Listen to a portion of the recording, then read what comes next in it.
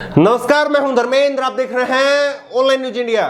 26 जनवरी को लाल किले की जो घटना हुई उसके बाद में हर किसी ने इसकी निंदा की। तमाम किसान नेताओं ने इसकी निंदा की, किसानों ने इसकी निंदा की, देश भर के लोगों ने कहा कि जो कुछ हुआ वो नहीं होना चाहिए था। कोई इसके साथ में खड़ा हुआ नजर नहीं आया।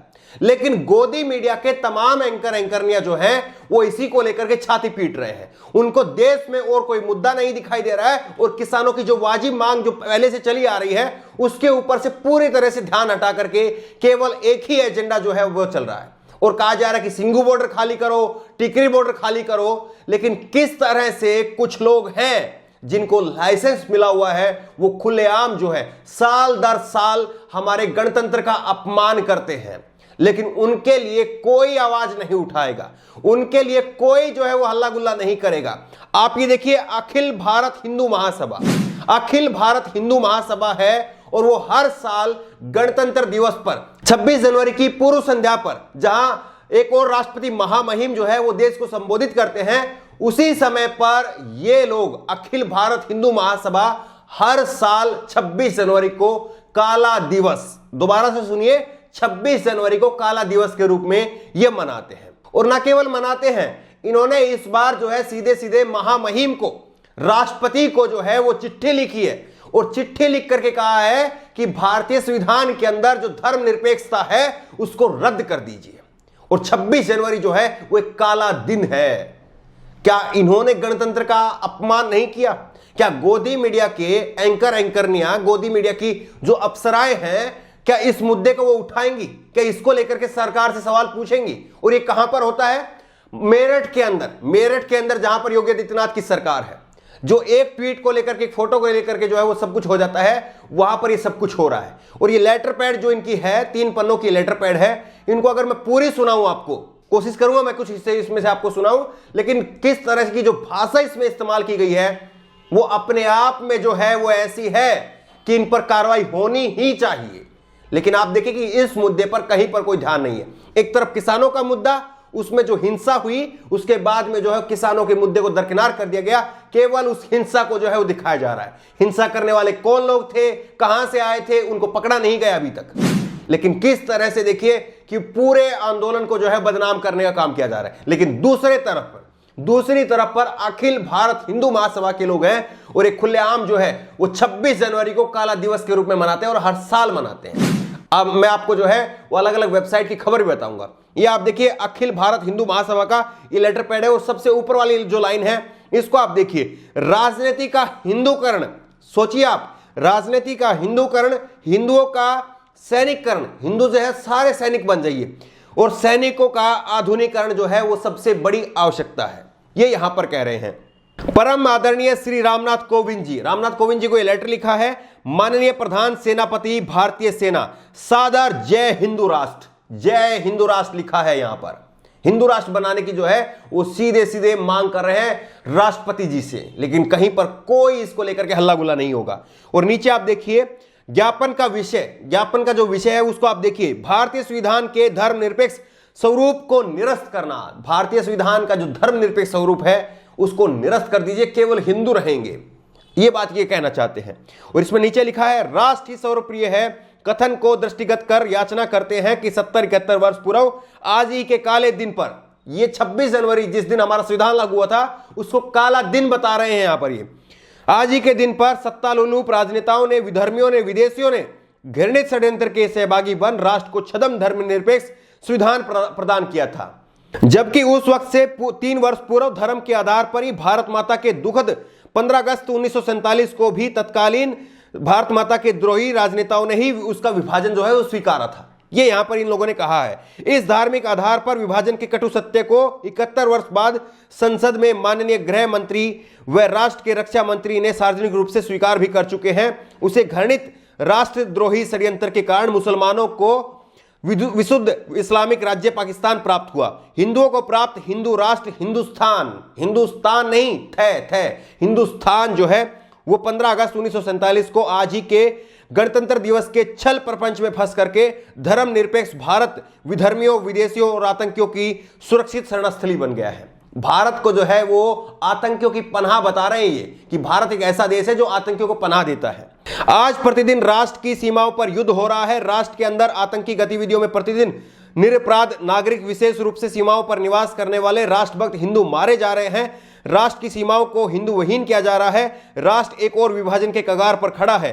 15 अगस्त 1947 को विभीषिकाओं को स्मरण कर भयाकांत है। राष्ट्र की सभी सीमाओं पर हो रहे उत्पाद राष्ट्र की गौरी गजनी के काल का स्मरण करा रहे हैं। इन विषम परिस्थितियों में राष्ट्र में चारों ओर आदरणीय जी के सुरक्षा बल ही देशद्रोहियों से लोहा ले रहे हैं और अनगिनत वीर शिरोमणि सैनिक अपने प्राणों का बलिदान कर राष्ट्र को सुरक्षित रखने का भागीरथ प्रयास कर रहे हैं। राष्ट्र के धूर्त राजनेताओं के कारण, अब राष्ट्र के राजनेता कौन है? प्रधानमंत्री नरेंद्र मोदी हैं, गृह मंत्री अमित शाह हैं, वो राष्ट्र के राजनेता हैं और भी राजनेता हैं, लेकिन ये उनको कह रहे हैं कि वो धूर्त राजनेता हैं। अब आप खुद से तय कीजिए। राष्ट्र के राजनेताओं के कारण वैधानिक व्यवस्था पंगु होकर के राष्ट्र की स्थिति भयावह हो गई है। उसके बाद भी भारत सरकार द्वारा राष्ट्रहित के कार्यों पर आज भी राष्ट्रद्रोही नेता देश के टुकड़े टुकड़े कार्य करने का कार्य कर रहे हैं। कभी तो यह नेता धारा 370 का विरोध करते हैं, कभी सीए एनआरसी का विरोध कर अपनी गंदी मानसिकता को दर्शाते हैं, जो सरासर गलत है। इस देश में सभी देशद्रोही नेताओं को परिवार सहित राष्ट्र की सीमाओं के बाहर फेंक देना चाहिए। अतः आज के काले दिन हम हिंदू महासभा के कार्यकर्ता आदरणीय जी से राष्ट्रहित में याचना करते हैं कि माननीय प्रधान सेनापति भारत के दायित्वों का वहन करते हुए भारत के वर्तमान संविधान को निरस्त कर राष्ट्र को धर्म सापेक्ष रूप देकर के हिंदू राष्ट्र घोषित करे, क्योंकि इतिहास के भूत व वर्तमान व राष्ट्र के भविष्य का यह निर्णय इतिहास के स्वर्ण अक्षरों में अंकित होगा, ऐसा आदरणीय जी से आशा है। और उसके बाद में सभी लोगों ने जो है हस्ताक्षर किए हैं। आप कहेंगे कि हो सकता है कि फर्जी हो, आपके पास में क्या सबूत है? तो आप नारे सुन लीजिए किस तरह से जो है यहां पर खुलेआम जो है वो नारे लगाए जा रहे हैं। एक बार आप नारे भी सुन लीजिए।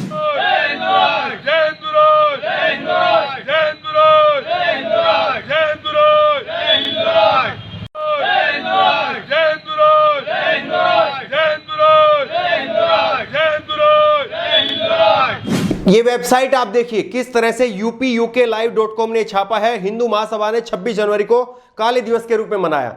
26 जनवरी 2021 की खबर है और केवल इस साल की बात नहीं है, हर साल जो है इसी तरह से ही कर रहे हैं। एक दूसरी वेबसाइट की खबर आप देख लीजिए, 26 जनवरी 2017 की खबर है, हिंदुओं के ठेकेदार 26 जनवरी को काले दिवस के रूप में क्यों मनाते हैं। एक और खबर आप देख लीजिए, वन इंडिया हिंदी की खबर है और ये 26 जनवरी 2017 की खबर है। गणतंत्र दिवस की पूर्व संध्या हिंदू महासभा के कार्यकर्ताओं ने फहराया काला झंडा। काला झंडा फहराते हैं, 26 जनवरी को काले दिवस के रूप में मनाते हैं, लेकिन इनसे सवाल पूछने वाला और इन पर कार्रवाई करने वाला कोई और नहीं है। दूसरी एक और खबर देख लीजिए, ये भी 26 जनवरी 2017 की खबर है। अखिल भारतीय हिंदू महासभा ने फहराया काला झंडा। तो किस तरह से जो है वो राजस्थान पत्रिका की आप खबर देख लीजिए, बड़ा अखबार है राजस्थान पत्रिका, और इसने 26 जनवरी 2019 की खबर है। इस हिंदुवादी संगठन ने गणतंत्र दिवस को मनाया काले दिवस के रूप में। देखे वीडियो, तो वीडियो भी जो है हमने आपको दिखाई है। और आप कहेंगे कि ये तमाम जो है छोटी वेबसाइट है, अखबार है, इन्होंने हो सकता है कि छाप दिया हो, लेकिन द हिंदू इंग्लिश का एक बहुत ही प्रतिष्ठित अखबार है और द हिंदू ने ये खबर छापी है। Hindu group observe republic day as black day. Black day के रूप में जो है ये लोग रिपब्लिक डे को मना रहे हैं। और ये खबर है 26 जनवरी 2016 की। तो किस तरह से बार बार जो है हर साल ये लोग इसी तरह से कार्यक्रम मनाते हैं, लेकिन इनको पूछने वाला, रोकने वाला, टोकने वाला, कहने वाला, सुनने वाला कोई नहीं है। किसानों के आंदोलन में एक घटना हुई, 2 महीने से आंदोलन चल रहा है, उसमें एक घटना हो जाती है और उसके बाद में पूरे आंदोलन को बदनाम कर दिया जाता है। आप बताइए कि हिंसा होने का फायदा किसे हुआ? हिंसा होने का फायदा गोदी मीडिया को हुआ। हिंसा होने का फायदा जो है वो सीधे सीधे ऐसा दिख रहा है कि सरकार को हुआ। सरकार जो चाहती थी अब वो हो रहा है। अब कहा जा रहा है पुलिस की तरफ से कि देखिए आपने जो है वो शर्तें तोड़ दी है, इसीलिए आपके ऊपर कार्रवाई होगी। और अब कार्रवाई के नाम पर जिस तरह से हमने देखा कि गाजीपुर में लाइट काट दी जाती है, वहां पर हंगामा हो रहा है और कभी भी गाजीपुर को जो है वो हो सकता है खाली करवा दिया जाए। और इसी तरह से फिर बाद में नंबर आएगा टिकरी बॉर्डर, उसके बाद में सिंगू बॉर्डर।